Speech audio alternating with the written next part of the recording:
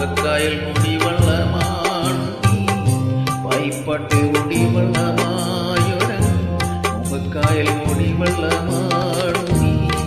ഉഴക്കോലുപോലും കൂടാതെ നിന്നെ ഞാൻ അളന്നിട്ടുകണ്ണി എന്നോടെന്താണീ